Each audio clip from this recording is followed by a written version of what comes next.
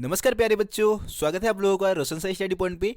और आज की इस वीडियो में हम देखने वाले हैं 11th क्लास पॉलिटिकल साइंस का जो 4th चैप्टर है, जिसका नाम है कार्यपालिका। ठीक है, इस चैप्टर से हम मोस्ट इंपॉर्टेंट क्वेश्चन को देखने वाले हैं, जिसमें शॉर्ट और लॉन्ग क्वेश्चन सभी ऐड कर दिए गए हैं। लगभग 8 क्वेश्चन के आसपास इसमें ऐड किए गए हैं। ठीक है, जो कि मोस्ट इंपॉर्टेंट क्वेश्चन है इस चैप्टर के। और इसमें बहुत सारे ऐसे क्वेश्चन हैं जो कि कई बार रिपीट हो चुके हैं। ठीक है, मैंने मतलब एवे ही ये वीडियो नहीं बनाया। बहुत सारे क्वेश्चन पेपर को मैंने देखा है, पिछले साल के जो भी क्वेश्चन पेपर है या फिर प्रीवियस ईयर के जितने भी क्वेश्चन पेपर है उसको मैंने देखा है। उसके बाद आप लोगों के लिए वीडियो तैयार कर रहा हूँ। ठीक है, और इस वीडियो की खास बात क्या है कि इसमें आपको विद आंसर सभी क्वेश्चन को मैं करवाने वाला हूँ। तो आप लोगों को वीडियो को एंड तक देखना है। और चैनल को अभी तक आप लोगों ने यार सब्सक्राइब नहीं किया तो जल्दी सब्सक्राइब कर लो, नहीं तो बाद में पछताओगे। और बेल आइकन को भी प्रेस कर देना ताकि मेरे चैनल पे आने वाली सभी वीडियो का नोटिफिकेशन आप तक पहुंच सके। तो चलिए दोस्तों, इस वीडियो को आगे कंटिन्यू करते हैं।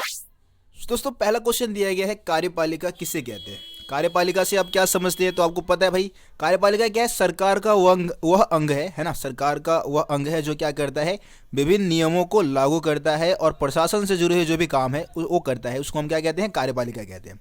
तो कार्यपालिका सरकार का वह अंग है जो नियम कायदे कानून लागू करेगा और प्रशासन से जुड़े हुए सभी प्रकार के काम को करेगा। तो कार्यपालिका हो गया आपका। उसके बाद क्वेश्चन नंबर हम 2 देखते हैं। क्वेश्चन नंबर 2 है, राजनीतिक कार्यपालिका तथा स्थायी कार्यपालिका में अंतर बताइए। ठीक है, यहाँ पे आपको राजनीतिक कार्यपालिका के बारे में बताना है और दूसरी स्थायी कार्यपालिका में अंतर बताना है। देखिए दोस्तों, यहाँ पे अगर हम राजनीतिक कार्यपालिका की बात करें तो आपको पता है कि राजनीतिक कार्यपालिका को हम खुद बनाते हैं। आम नागरिक इसको 5 वर्ष के लिए चुनती है ना। और समय से पहले भी इसको क्या किया जा सकता है, समय से पहले भी इसको हटाया जा सकता है, इसको भंग किया जा सकता है। और अपने कार्य में निपुण नहीं होते। ऐसा नहीं है कि भाई अगर कोई नेता है, सीएम अगर बन रहा है या कोई प्रधानमंत्री बना है तो उसके लिए कोई योग्यता होगा या फिर वो उस पद के लिए योग्य है, ऐसा कुछ नहीं है ना। अनपढ़ गंवार व्यक्ति भी राजनीतिक कार्यपालिका का भाग बन सकता है ना। जैसे कोई सीएम है, कोई प्रधानमंत्री बनता है, कोई विधायक बनता है, कोई सांसद बनता है, तो अनपढ़ गंवार भी होते हैं उसमें, है ना। तो यहाँ पे क्या है कि अपने कार्य में निपुण नहीं होते हैं वो। दूसरी तरफ अगर हम स्थायी कार्यपालिका की बात करते हैं तो स्थायी कार्यपालिका का समय काल मतलब लगभग ये रिटायरमेंट की आयु तक क्या करेंगे, काम करेंगे। स्थायी है, परमानेंट रहते हैं, है ना। इसको आप समय से पहले नहीं हटा सकते हो। इसको आप राजनीतिक कार्यपालिका को आप समय से पहले भी हटा सकते हो, लेकिन जो स्थायी कार्यपालिका इसको समय से पहले नहीं हटाया जा सकता है। लगभग जो भी IAS IPS ऑफिसर होते हैं, जितने भी सरकारी कर्मचारी होते हैं, 62 वर्ष या कुछ 65 वर्ष तक, लगभग 62 वर्ष तक वो क्या करते हैं, अपनी सेवा देते हैं। अपने कार्यों में क्या होते हैं, दक्ष होते हैं और निपुण होते हैं, है ना। अपने पूरे मतलब इनके अंदर पूरी योग्यता होती है, उस काम के बारे में उनको सारा कुछ नॉलेज होता है। लेकिन राजनीतिक कार्यपालिका की अगर बात करें तो वहाँ पे नेता लोगों को कुछ पता नहीं होता है और वो एवं ही चुनाव में जीत जाते हैं, मतलब पैसे वैसे दे के या फिर शराब वगैरह पिला के लोगों को, है ना। आपको पता है कि कितनी ज़्यादा धांधली होती है वोटिंग के दौरान, तो वो बन जाते हैं। लेकिन यहाँ पे स्थायी कार्यपालिका में क्या होता है कि जो भी कर्मचारी, सरकारी कर्मचारी नियुक्त होता है वो अपनी पूरी निपुणता के बल पे होता है, अपनी दक्षता के बल पे होता है ना। और इसके अलावा इसको समय से पहले आप क्या कर सकते हो, नहीं हटा सकते हो, है ना। अपनी सेवा, अपने जो भी रिटायरमेंट की जो उम्र है उस समय तक अपनी सेवा प्रदान करते हैं। तो ये हो गया आपका स्थायी कार्यपालिका। उसके बाद हम बात करते हैं संसदीय कार्यपालिका की 4 विशेषता बतानी है आपको। ठीक है, क्वेश्चन नंबर है ये 3 आपका, संसदीय कार्यपालिका की, इसमें आपको 4 विशेषताएं बतानी है। तो देखिए दोस्तों, संसदीय कार्यपालिका में प्रमुख कौन होगा। संसदीय कार्यपालिका में जो प्रमुख होता है वो प्रधानमंत्री होता है और राष्ट्र का प्रमुख राष्ट्रपति या रानी या राजा हो सकता है ना। राष्ट्रपति कई जगह पे राष्ट्रपति होता है, जैसे कि भारत की बात कर लेते हैं तो यहाँ पे राष्ट्र का प्रमुख कौन है, राष्ट्रपति है। लेकिन अगर ब्रिटेन की बात करो तो राजा या रानी हो सकती है। ठीक है, और यहाँ पे मतलब एक तरीके से राष्ट्रपति, राजा, रानी क्या होते हैं, नाम मात्र के शासक होते हैं। वास्तविक सत्ता किसके हाथों में होता है, तो वास्तविक सत्ता प्रधानमंत्री के हाथों में होता है। प्रधानमंत्री पूरी शासन व्यवस्था को चलाता है। इसके अलावा विधायिका में क्या होता है, विधायिका मतलब कि संसद में जो प्रधानमंत्री है वो बहुमत दल का नेता भी होता है ना। बहुमत किसको मिला होता है, प्रधानमंत्री को, और वो बहुमत दल का नेता होता है जिसको प्रधानमंत्री नियुक्त किया जाता है। और विधायिका के प्रति ये क्या रहेगा, उत्तरदायी रहेगा, है ना। जो प्रधानमंत्री है या जो भी मंत्री परिषद है वो विधायिका के प्रति यानी कि संसद के प्रति क्या होते हैं, उत्तरदायी होते हैं। अगर संसद में अविश्वास प्रस्ताव उनके विरुद्ध पास हो जाता है तो उनको त्यागपत्र देना पड़ता है। तो ये संसदीय कार्यपालिका की प्रमुख विशेषता आप बताएंगे। उसके बाद क्वेश्चन नंबर 4 देखते हैं। क्वेश्चन नंबर 4 है, कार्यपालिका के किन्हीं दो रूपों का वर्णन कीजिए। मतलब रूप बताने हैं आपको, कार्यपालिका के प्रकार कह सकते हैं यहाँ पे। तो एक तो भाई आप संसदीय कार्यपालिका बता सकते हैं और एक अध्यक्षात्मक कार्यपालिका बता सकते हैं। संसदीय कार्यपालिका के बारे में आपको ऊपर बता दिया कि भाई यहाँ पे क्या होता है, जो प्रधानमंत्री होता है वो शासन व्यवस्था को चलाता है और राजा रानी या फिर राष्ट्रपति नाम मात्र का शासक होते हैं, है ना। दूसरी तरफ हम एक तरीके से अध्यक्षात्मक शासन व्यवस्था की बात करें, जैसे कि संयुक्त राज्य अमेरिका में है, वहाँ पे राष्ट्रपति ही सरकार का भी प्रधान होगा, देश का भी मुखिया, देश का भी प्रमुख कौन होगा, राष्ट्रपति होगा। राष्ट्रपति को यहाँ पे बहुत ज़्यादा पावर दिया जाता है। ये अध्यक्षात्मक शासन व्यवस्था में हो, आप बता देंगे, ठीक है। तो कार्यपालिका के दो प्रकार आप बता सकते हैं, संसदीय कार्यपालिका और अध्यक्षात्मक कार्यपालिका। उसके बाद हम क्वेश्चन नंबर 5 देखते हैं। क्वेश्चन नंबर 5 क्या दिया गया है, देखिए। मंत्रीगण एक साथ तैरते तथा एक साथ डूबते हैं।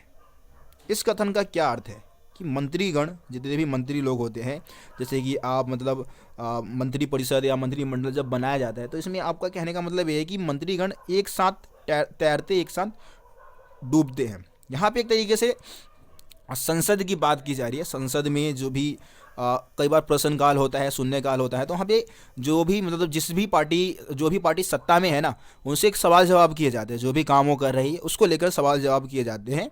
अगर किसी भी एक मंत्री के खिलाफ भी अविश्वास प्रस्ताव पारित हो जाता है संसद में, लोकसभा में, ठीक है, तो सभी मंत्रिमंडल मतलब जितने भी मंत्री हैं सभी को त्यागपत्र देना होता है, ठीक है। एक मंत्री के खिलाफ भी अगर अविश्वास प्रस्ताव पारित हो गया तो सभी मंत्रियों को क्या करना होगा, त्यागपत्र देना होगा। इसीलिए मतलब ये कथन कहा गया है कि मंत्रीगण एक साथ तैरते हैं, मतलब एक साथ तैर रहे हैं। अगर डूबेंगे, अगर कोई एक डूब गया तो सब डूब जाएंगे, है ना। ये कहने का मतलब यहाँ पे है। देखो लाइन में क्या लिखा है, यदि एक मंत्री किसी प्रश्न का उत्तर न दे पाए तो प्रधानमंत्री उसे त्यागपत्र देने को कहता है। यदि वह त्यागपत्र न दे तो प्रधानमंत्री स्वयं त्यागपत्र दे देता है और इस तरीके से क्या हो जाता है, सरकार गिर जाती है, ठीक है। तो ये है इस कथन का मतलब। आगे बढ़ते हैं हम क्वेश्चन नंबर 6 देखते हैं। क्वेश्चन नंबर 6 है, राष्ट्रपति की शक्तियां बतानी है आपको इसमें, ठीक है। राष्ट्रपति की शक्तियों का वर्णन करना है आपको यहाँ पे, ठीक है। तो देखिए पहले अगर हम बात करें कि राष्ट्रपति जो है मतलब संसदीय शासन व्यवस्था है हमारे देश में, भारत में आपको पता है संसदीय शासन व्यवस्था है। और कार्यपालिका की जितनी भी मतलब संविधान को अगर देखेंगे ना, तो कार्यपालिका की जितनी भी शक्ति है वो किसको दी गई है, राष्ट्रपति को दी गई है। भले ही इसका इस्तेमाल प्रधानमंत्री करता है, लेकिन सारी शक्तियाँ किसको दी गई है, राष्ट्रपति को दी गई है हमारे संविधान में। लेकिन संसदीय व्यवस्था होने के कारण इन सभी शक्तियों का इस्तेमाल कौन करता है, एक तरीके से प्रधानमंत्री करता है ना। तो राष्ट्रपति की शक्तियों को हम कुल मिलाकर दो भागों में बांटते हैं। एक तो संकटकालीन मतलब एक तो शांतिकालीन शक्ति आप कह सकते हैं और दूसरा संकटकालीन शक्ति कह सकते हैं, ठीक है। शांतिकालीन शक्ति का मतलब है कि शांति, जब देश में शांति की व्यवस्था है, शांतिपूर्वक वातावरण में देश की शासन व्यवस्था चल रही है, उस समय राष्ट्रपति के पास कौन कौन सी शक्तियाँ होती है। और दूसरे संकट के काल में, जब युद्ध की स्थिति है या फिर आर्थिक संकट है कोई देश में, है ना, या कोई किसी राज्य में असंवैधानिक तरीके से शासन व्यवस्था को नहीं चलाया जा पा रहा है, तो उस समय संकटकालीन शक्ति का इस्तेमाल राष्ट्रपति करता है। तो वैसे आपके एग्जाम में 6 मार्क्स का एक क्वेश्चन आएगा, ठीक है। तो यहाँ पे आप कोई भी मतलब 6 पॉइंट, आप 6 से 8 पॉइंट आप इसमें से लिख सकते हैं। वैसे अगर मैं इसमें अगर PDF में दिखाऊं तो कम से कम 12, 15 या 20 के आसपास इसमें पॉइंट लिखे गए हैं। तो आप कोई भी इसमें से 6 पॉइंट या 7, ज़्यादा से ज़्यादा 8 आप लिख सकते हैं। 2-2.5 पेज में आपको इसका उत्तर करना होगा, है ना। तो मैं कोई भी आपको 8 पॉइंट इसमें से बता देता हूँ, जो भी आसान होगा उसको आप समझ लिए और उसको आप लिख दें, ठीक है। तो देखिए दोस्तों, आपको पता है कि प्रशासनिक सभी मतलब बहुत सारे प्रशासनिक कार्य जो है वो राष्ट्रपति करता है। भारत का समस्त प्रशासन किसके नाम पे चला जाता है, तो राष्ट्रपति के नाम पे चला जाता है ना। और सरकार के जितने भी निर्णय लिए जाते हैं वो भी इसी के नाम पे लिए जाते हैं, क्योंकि देश का सर्वोच्च शासक कौन होता है, राष्ट्रपति होता है ना। तो प्रशासन से जुड़े बहुत सारे काम करता है। इसके अलावा मंत्रिपरिषद से संबंधित शक्तियाँ होती है, मंत्रिपरिषद से जुड़ी बहुत सारी शक्तियाँ होती है। राष्ट्रपति प्रधानमंत्री को नियुक्त करते हैं, आपको पता है ना। और परामर्श, और इसके परामर्श के आधार पे ही मतलब फिर राष्ट्रपति पहले प्रधानमंत्री को नियुक्त करेगा, फिर प्रधानमंत्री के सलाह पे ही राष्ट्रपति आगे क्या करता है, मंत्रिपरिषद की नियुक्ति करता है, उसके पद को मतलब देता है। अगर इसमें लेकिन ये होता है कि प्रधानमंत्री का सलाह लेना पड़ता है, प्रधानमंत्री का सलाह को बहुत ज़्यादा महत्व यहाँ पे दिया जाता है। इसके अलावा नियुक्ति करने की बहुत सारी शक्तियाँ हैं, ठीक है। बहुत सारे मतलब अधिकारी लोग होते हैं जिनकी नियुक्ति राष्ट्रपति के द्वारा किया जाता है। जैसे कि आप चुनाव आयुक्त की बात कर सकते हैं, ठीक है। आगे आएंगे तो आपको वित्त आयोग वगैरह होते हैं, ठीक है। जैसे कि सर्वोच्च न्यायालय के जो न्यायाधीश है उसकी नियुक्ति करता है ये, ठीक है। जितने भी अन्य मतलब न्यायाधीश होते हैं उनकी भी नियुक्ति राष्ट्रपति ही करता है। राज्य में जो राज्यपाल होते हैं उसकी नियुक्ति करता है। कमिश्नर की नियुक्ति, उपराज्यपाल की नियुक्ति, ये सब नियुक्ति संबंधित कार्य कौन करता है? तो राष्ट्रपति ही करता है, ठीक है। सैन्य शक्तियाँ भी है, बहुत सारी सैनिक शक्तियाँ इसको दी गई है, ठीक है। तीनों सेना जो हमारे मतलब तीनों सेना जो है ना हमारी, जो थल सेना है और वायु सेना है, आपको पता है, और इसके अलावा जल सेना है ना, तीनों सेना का सेनापति होता है, ठीक है। और इसके अलावा जो भी मतलब स्थल सेना है, जल सेना है और वायु सेना है, और जो मतलब इसके एक तरीके से अध्यक्षों की नियुक्ति कौन करता है? राष्ट्रपति के द्वारा ही किया जाता है, ठीक है। इसके अलावा विदेशी संबंधित शक्तियाँ है इसकी, मतलब जितने भी बाहर देशों के साथ जो संबंध बनाए जा रहे हैं, भारत का दूसरे देशों के साथ संबंध बनाया जाता है, तो उससे संबंधित बहुत सारी शक्तियाँ हैं। जितने भी हमारे देश के राजदूत होते हैं, ठीक है, राजदूत की नियुक्ति कौन करता है? तो भाई राष्ट्रपति ही करता है, ठीक है। नियुक्त किए जाते हैं, राष्ट्रपति एक तरीके से उसको मंजूरी प्रदान करता है, और कहीं ना कहीं कोई भी सूचना अगर दूसरे देश में दिया जाता है तो राष्ट्रपति के नाम पे ही दिया जाता है, ठीक है। इसको भी आप समझ जाए। तो ये सारे पॉइंट आप शांतिकालीन, राष्ट्रपति के शांतिकालीन शक्तियों में आप लिख सकते हैं। अब जरा हम संकटकालीन शक्तियों की बात कर लेते हैं कि संकटकालीन शक्तियों में कौन कौन सी शक्तियाँ ऐसी है जो कि राष्ट्रपति के पावर में शामिल किया जाता है, ठीक है। तो यहाँ पे संकटकालीन शक्तियों की हम बात कर लेते हैं। संकटकालीन शक्ति में भाई 3 तरीके की चीज़ें शामिल है। देखो, सबसे पहले तो भाई एक तो युद्ध, कोई विदेशी आक्रमण हो जाए या सशस्त्र संघर्ष हो जाए, विद्रोह हो जाए भारत मतलब देश के अंदर हो जाए, या फिर कोई विदेशी आक्रमण हो जाए या किसी देश के साथ युद्ध हो जाए, तो उस समय राष्ट्रपति क्या करता है? धारा 352 का इस्तेमाल करता है, ठीक है। धारा 352 का इस्तेमाल करके देश की पूरी शासन व्यवस्था को एक तरीके से अपने हाथों में ले लेता है। लेकिन यहाँ पे शर्त है कि भाई इसके लिए भी उसको प्रधानमंत्री से मंजूरी लेनी पड़ती है, ठीक है। आप इस चीज़ को समझे कि धारा 352 का इस्तेमाल करके मतलब राष्ट्रपति पूरे शासन व्यवस्था को तो भाई अपने हाथों में ले लेता है, लेकिन किसकी मंजूरी से? कहीं ना कहीं प्रधानमंत्री की मंजूरी से ही ये चीज़ों कर पाता है, ठीक है। इसके अलावा राज्य में संवैधानिक मशीनरी फेल हो गया कोई, ठीक है, मतलब इसको आप समझिए, दूसरे पॉइंट में आप बताना है, राज्य में संवैधानिक मशीनरी फेल होने से उत्पन्न जो भी संकट है उस समय भी राष्ट्रपति शासन लागू हो जाता है। मतलब कि अगर राष्ट्रपति को ऐसा लगे, राष्ट्रपति को कोई राज्य का जो राज्यपाल होता है, हर एक राज्य में राज्यपाल नियुक्त किया जाता है, अगर राष्ट्रपति को लगता है कि भाई अब क्या है, किसी भी राज्य में जो संविधान के अनुसार शासन व्यवस्था को नहीं चलाया जा रहा है ना, राज्य में शासन व्यवस्था को किसके अनुसार नहीं चलाया जा रहे? संविधान के अनुसार, संविधान की जो धाराएं हैं उसके अनुसार नहीं चलाया जा रहा है, तो उस समय राष्ट्रपति क्या करेगा? वहाँ पे राष्ट्रपति शासन लागू कर देगा, ठीक है। वैसे शुरू में इसको मतलब 2 महीने के लिए लागू किया जाता है, फिर आगे इसको बढ़ा के 6 महीने तक कर सकते हैं, फिर से इसको बढ़ा के आगे 6 महीने तक किया जा सकता है। ये सारी व्यवस्थाएं हैं, इसको एक बार रीड कर ले आप।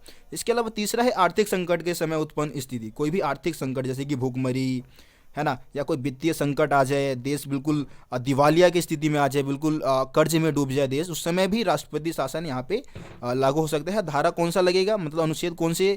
360 अनुच्छेद के तहत इस समय राष्ट्रपति पूरी शासन व्यवस्था को अपने हाथों में ले सकता है। ये राष्ट्रपति की शक्तियाँ हो गई, जो कि आपको क्या करना है, 8 पॉइंट कोई भी इसमें से आपको अच्छे से याद कर लेने हैं, और जिसको आपको एग्जाम में लिख के आना है। बहुत ही ज़्यादा इंपॉर्टेंट क्वेश्चन है। आप पिछले साल के पेपर को उठा के देख ले, प्रीवियस ईयर के जो भी क्वेश्चन पेपर उसको उठा के देख ले, आपको ये सारे क्वेश्चन नजर आएंगे। इसके बाद हम बात करते हैं अगला क्वेश्चन नंबर 7 रहेगा हमारा, प्रधानमंत्री की शक्तियों की हम बात कर लेते हैं कि भाई भारत का जो प्रधानमंत्री है उसकी क्या शक्तियाँ है। तो सबसे पहले तो भाई यहाँ पे आपको प्रधानमंत्री की नियुक्ति कैसे की जाती है उसको हम समझ लेते हैं। आपको पता है कि भाई प्रधानमंत्री की नियुक्ति कौन करता है? राष्ट्रपति करेगा, है ना।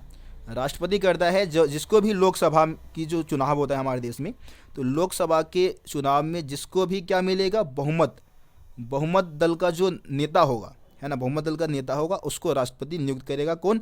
प्रधानमंत्री नियुक्त करे, मतलब राष्ट्रपति नियुक्त करेगा प्रधानमंत्री के रूप में, ठीक है।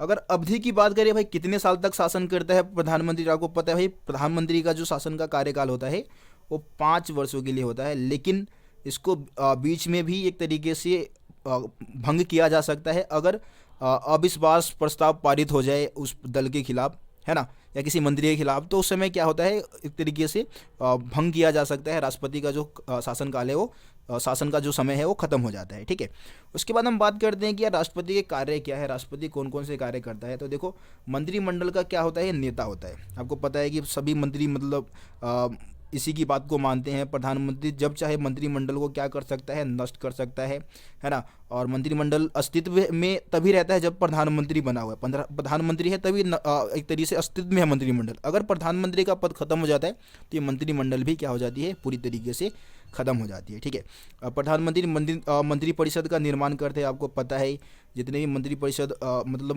मंत्रिपरिषद बनाया गया है वो प्रधानमंत्री के सलाह पे ही राष्ट्रपति क्या करता है, मंत्रिपरिषद को बनाता है। किसके सलाह पे, प्रधानमंत्री के सलाह पे बनाता है। इसके अलावा विभागों जितने भी उनके विभाग होते हैं, ठीक है, विभागों को बांटने का, विभाजन करने का काम कौन करता है, प्रधानमंत्री करता है। प्रधानमंत्री तय करेगा कि भाई किस मंत्री को कौन सा विभाग देना है। जैसे आपको पता है कि अलग अलग विभाग होते हैं, जैसे विद्युत विभाग है, इसके अलावा ऊर्जा एवं खाद्य विभाग होता है, आपको पता है। इसके अलावा राजस्व विभाग होता है, बहुत सारे विभाग होते हैं सरकार के। तो सभी मंत्री होते हैं ना, अलग अलग मंत्री होते हैं। आपको पता है वित्त मंत्री अलग है, खाद्य एवं संसाधन मंत्री अलग है, ऊर्जा मंत्री अलग है, रक्षा मंत्री अलग है। तो उन सभी विभागों को देने का काम कौन करेगा, प्रधानमंत्री ही करेगा, है ना।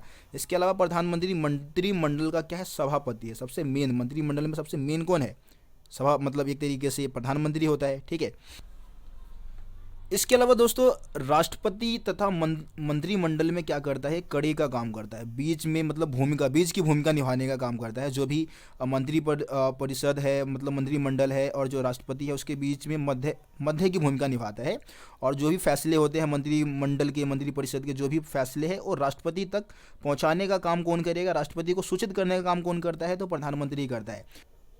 दोस्तों इसके अलावा आपको पता है कि जो प्रधानमंत्री है वो सरकार का मुखिया है, और सरकार का मुखिया होने के नाते जितने भी गृह या विदेश नीति है उसको तैयार करने का काम कौन करेगा, प्रधानमंत्री ही करेगा। ठीक है, सो गाइस ये आपके लगभग 6 से 7 पॉइंट जो है मैंने समझा दी है। बाकी आप अगर और भी पॉइंट्स को अगर आप समझना चाहते हैं तो इसका PDF आपको टेलीग्राम पे मैं प्रोवाइड करा दूंगा, वहाँ से इन सभी पॉइंट्स को आप रीड कर सकते हैं। ठीक है, अब बात करते हैं प्रधानमंत्री की स्थिति क्या है भारत में। प्रधानमंत्री की स्थिति तो आपको सिंपल सी बात आपको पता है कि भाई भारत में संसदीय कार्यपालिका होने के कारण क्या है कि भारत में जितनी भी पावर है वो राष्ट्रपति के द्वारा इस्तेमाल किया जाता है ना।